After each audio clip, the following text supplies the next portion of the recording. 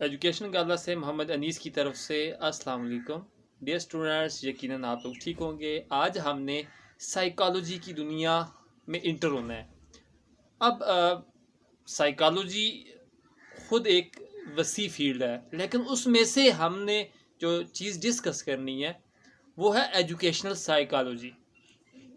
अब education psychology अगर हम पढ़ने जा रहे हैं तो हमें एजुकेशन और साइकोलॉजी दोनों वर्ड्स का अलग अलग पता होना चाहिए, तब जाके हम एजुकेशन साइकोलॉजी को अंडरस्टैंड कर सकते हैं।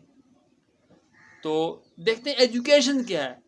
अब एजुकेशन की मुख्तलिफ अदवार के अंदर मुख्तलिफ एजुकेशनिस्ट ने मुख्तलिफ डेफिनेशंस हमारे सामने रखी।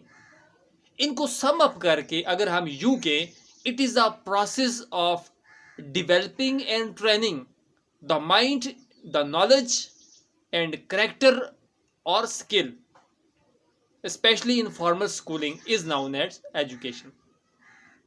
अब इंसान की लाइफ के अंदर अगर आप देखें तो ये तीन जो एच हैं इनका एक बहुत बड़ा किरदार है। कौन कौन से H? H for head, H for hand and H for hurt. इन तीन एच की ट्रेनिंग का नाम असल में एजुकेशन कहलाता है।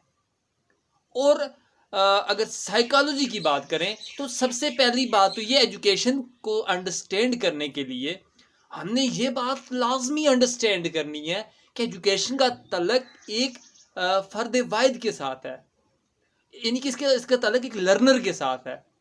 और लर्नर की डेवलपमेंट के डिफरेंट स्टेजेस हैं कि जिनमें से एक को समझे बगैर हम दूसरे की तरफ बढ़ नहीं सकते, because they are mutually inter related to each other.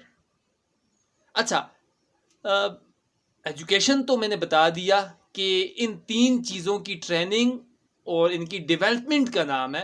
तो ये साइकोलॉजी क्या है?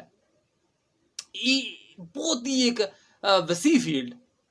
इसके बारे में कभी कहा गया it is the science of Saul, लेकिन इसमें भी एतराज़ात उठे कि अगर साउल को हम साइंटिफिकली प्रूव नहीं कर सकते तो इसको हम साउल की साइंस कैसे कहेंगे?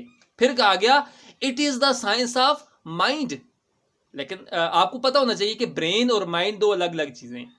ब्रेन आपके स्कल के अंदर जो मवाद मौजूद है, जो चीज़ मौजूद है, उसको हम ब्रेन कहेंगे, जबकि माइंड जो है, माइंड की जो साइंस का नाम जिसको हमने साइकोलॉजी कहा, वो उसके अंदर होने वाले जो प्रोसेस हैं उसको नाम माइंड है। अब ये बात भी इतनी सूटेबल ना रही, तो साइकोलॉजी किसे कहते हैं इसके बारे में प्रॉपर डेफिनेशन की तरफ चलें तो साइकोलॉजी क्या है? साइकोलॉजी एक ऐसे डिसिप्लिन का नाम है जिसके अंदर हम एक्सप्लेन करते हैं, डिस्क्राइब करते हैं किस चीज़ को? बिहेवियर को, या उन कॉन्शियस लाइफ को, हमारी जो कॉन्शियस लाइफ है उसको, या बिहेवियर को। इनको स्टडी करने का नाम, इनको इनकी जो चेंज होने के जो प्रोसेस हैं उनकी स्टडी का नाम क्या है? साइकोलॉजी है। 1974 के अंदर 1974 के अंदर एक डेफिनेशन इसकी सामने आई।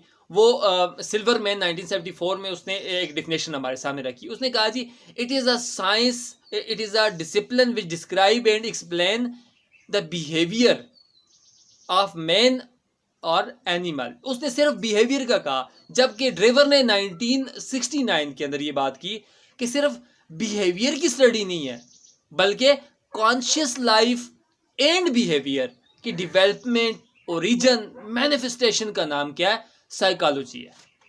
अब जाहिर सी बात है, ये तो हमने पॉइंट क्लियर कर लिया कि सिर्फ बिहेवियर नहीं है बल्कि कॉन्शियस लाइफ और बिहेवियर, इनकी मॉडिफिकेशन, इनका ओरिजिन, इनकी मैनिफेस्टेशन, इन सब का नाम क्या है? साइकोलॉजी है। अच्छा, अब साइकोलॉजी की डिफरेंट चीज़ों की तरफ हम थोड़ा सा हल्का सा आज टच देंगे, लेटर ऑन हम इनको further one by one explain करेंगे।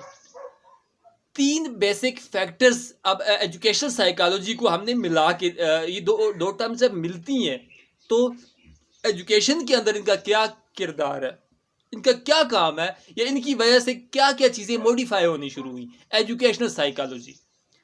तो तीन फैक्टर्स की तरफ एजुकेशन साइकोलॉजी हमारी जो है ना तवज्जो दिलाती है। तो the first one is the learner. बताती है कि लर्नर स्टैटिक नहीं है, बल्कि वो क्या है, वो टाइम के साथ साथ अपने आप को मॉडिफाई करता है, ऑलवेज रिमेन इन मोशन। कि लर्नर जो है इसको हम स्टैटिक कंसीडर नहीं कर सकते, बल्कि हर आने वाला दिन, हर आने वाले लम्हात जो हैं उसकी लाइफ के अंदर एक चेंजिंग लेके आ रहे हैं।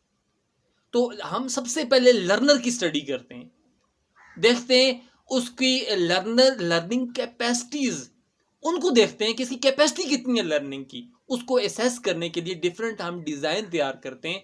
और उसके अलावा ये तो पहली चीज़ आ गई द लर्नर। लर्नर के हवाले से हर डायमेंशन से हम लर्नर की स्टडी करते हैं। सेकंड जो है हमारे पास वो है द टीचर। अब जाहिर सी बात है, इस तरह स्टूडेंट का एक बैकग्राउंड होता है, इस तरह टीचर का भी एक बैकग्राउंड है।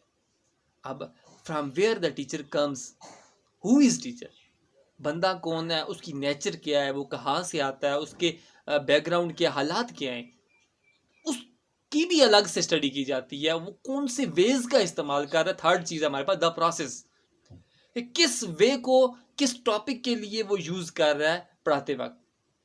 क्या उसकी तबीयत के अंदर या जो एजुकेशन के हवाले से डिफरेंट लेसन्स को स्टूडेंट तक पहुंचाने के लिए डिफरेंट जो मेथड डिज़ाइन किए, क्या उनको वो फॉलो कर रहा है या नहीं कर रहा।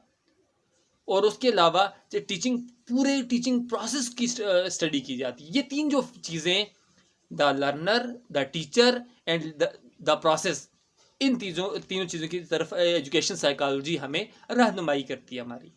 अब जाहिर सी बात है, मैंने आपको पहले बता दिया कि तीन जो मेन चीज़ें, कॉग्निटिव, अफेक्टिव और साइकोमोटर। अब जाहिर सी बात, आप लर्निंग की बात करें, एजुकेशन की बात करें, इन तीन डोमेन्स को ना टच करें, इसका मतलब है कि एजुकेशन या लर्निंग की तरफ हम गए ही नहीं।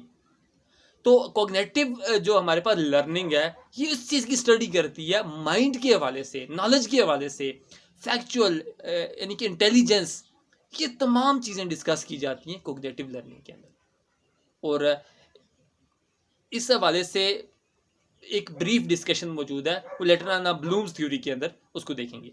इफेक्टिव लर्निंग के अंदर हमारे इमोशंस, लाइक्स, डिसलाइक्स, हमारी वैल्यूज़, हमारा करेक्टर, इन सब चीज़ों की वहाँ पे स्टडी की जाती है। और the third one is the psychomotor, हमारी स्किल्स की, हमारे वॉलंटरी एक्शंस, इन सब चीज़ों की वहाँ पे स्टडी की जाती है। यानी कि एक तरफ तो ह्यूमन नेचर की स्टडी हो रही है, दूसरी तरफ लर्निंग प्रोसेस की स्टडी हो रही है। इनको मिला के हम कहेंगे एजुकेशनल साइकोलॉजी। मैं एक एग्जांपल यहाँ पे लाजमी कोट करना चाहूँगा। जिस तरह फॉर एग्जांपल मैं स्टडी कर रहा हूँ, अचानक मुझे भूख लग जाती है, मैं उठता हूँ, जाके फ्रिज से ब्रेड निकाली, वहाँ बैठ के मैंने खाई और उसके बाद दोबारा आके स्टडी मैंने शुरू कर ली। अब यहाँ पे एक इंटरेस्टिंग चीज़ मौजूद है कि मेरे जहन में ये मालूमात मौजूद है कि फ्रिज के अंदर, फ्रिज कहाँ रखी हुई है और फ्रिज के अंदर ये चीज़ें मौजूद हैं। अब मैं उठ के फ्रिज की तरफ जाना, ये मेरी कॉग्निटिव डोमेन काम कर रही है। अच्छा, अब दूसरी चीज़ ये है कि मैं चल के वहाँ पे गया हूँ, साइकोमोटर डोमेन, मैंने अपनी पोजीशन को चेंज किया है, साइकोमोटर डोमेन काम कर रही है। और the third one is the, कि किस तरीके से मैंने वहाँ पे निकाली। अब थर्ड वन, वहाँ और भी बहुत सी चीज़ें थी, उनमें से मैंने ब्रेड ही को क्यों प्रेफर किया, हमारी लाइक्स एंड डिसलाइक्स। तो ये इनकी स्टडी कहाँ पे, इनकी स्टडी हम साइकोमोटर, इन तीनों डोमेन्स हमारी कवर हो रही हैं। तो लास्ट पे फाइनल में इतना ही कहूँगा कि इंशाल्लाह एजुकेशन साइकोलॉजी के अंदर ब्रीफ डिस्कशन और मौजूद है। वक्त नेक्स्ट जो हमारा लेक्चर होगा इंतहाई इंपॉर्टेंट रहेगा। तब तक के लिए अल्लाह हाफिज़।